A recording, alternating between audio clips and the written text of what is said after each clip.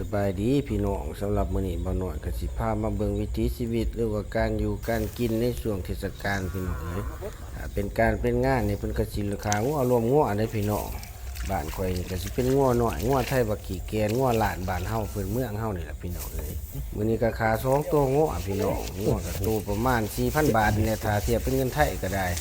บ่เว้าหลายพี่น้องให้พี่ให้น้องได้ชมการปาดงัวการชำแหละงัวเนาะพี่น้องเนาะคือว่างัวหลาดบ้านเฮานี่มันก็สิถีบมันก็สิพลอยมันก็สิแซ่บนั่นล่ะพี่น้องเพราะว่าอ่อน ว่าเพิ่นเลี้ยงเพิ่นก็เลี้ยงแบบปล่อยแบบธรรมชาติกินหญ้าธรรมดาหรือว่าพอคั่วนี่ก็ต้องเป็นผู้ที่เคยมีประสบการณ์เรื่องการคั่วเนาะมื้อนี้อุปกรณ์เฮาก็บ่ได้ครบปานใดฟืนไฟเฮาก็บ่มีพี่น้องเฮาออกมาทงหรือว่าอุปกรณ์หรือว่าไผอิหยังเฮาก็บ่อยากมีนั่นแหละใส่ไฟสายไฟอันนี้ในมือถือ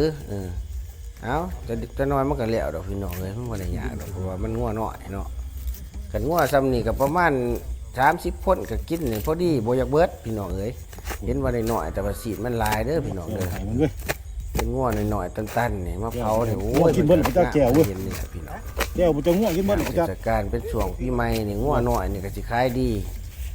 แต่ว่าราคานี่ถ้าตีเป็นเงินบาทนี่ก็สิว่าบ่แพงปานใดเนาะพี่น้องเนาะ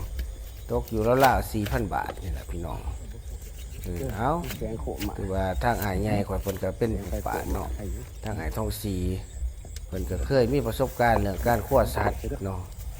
ถือว่าเมนูเฮาหลักๆก็แม่นว่าปิ้งนั่นล่ะปิ้งต้มต้มใส่เพียใส่โพน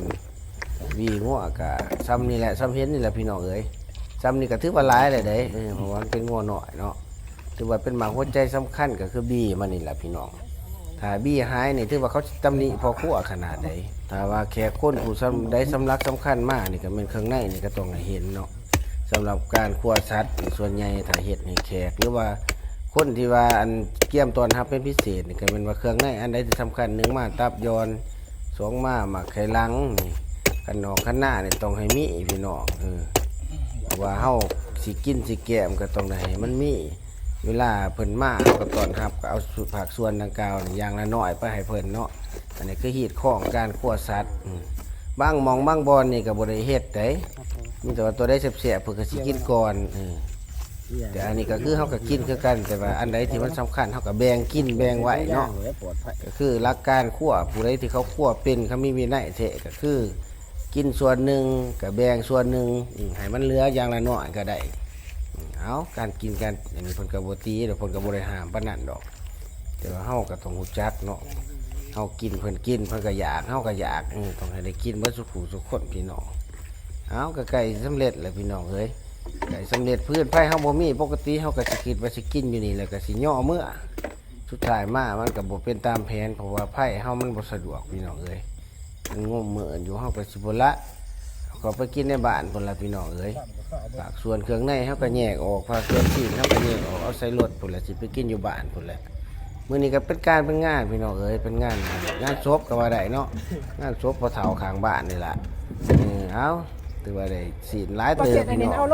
ไปกับหมอกให้ไม่คั่วเนาะผักส่วนถาคั่วนี่เพิ่นก็เยี่ยมตลอดเนาะถือว่าเอาสีไปหมอนเอาลงมือเลยถือว่ามืองานก็สิเป็นมืออื่นพุ่นละสิรับแขกครับคนสำหรับทีมงานพ่อครัวเฮามาฮอดพวกเฮาก็สิกินก่อนพี่น้องเอ้ยถือว่าให้พ่อครัวได้กินข้าวกินน้ำเรียบร้อยแล้วก็ไปหาอาบน้ำอาบในมารับแขกบัดนี้สำหรับชิ้นส่วนที่เฮาปีกนี่ก็มีสันนี่ตับนี่ผักส่วนเครื่องในมันก็แบ่งกินแบ่งให้แขกแบ่งกินแน่พี่น้องเอ้ยก็เป็นตะกินอยู่บ่ล่ะพี่น้องว่ามีของประเพณีทางอีสานทางลาวเฮาก็สิบ่ได้แตกต่างกันปานใดดอกเนาะพี่น้องเอาอีหยังก็ฝากติดตามช่องเบาหน่อยพุ่นเอ็นดีเด้อพี่น้องเด้อคือว่านี่ก็เป็นช่องที่2ของเบาหน่อยปกติช่องเบาหน่อยสารวัตรก็สิพากเสียงแหน่คลิปตัวเองแหน่ช่องนี้ก็สิเป็นการถ่ายทอดเรื่องราววิถีชีวิตเนาะว่าเป็นอาหารการกินซะส่วนใหญ่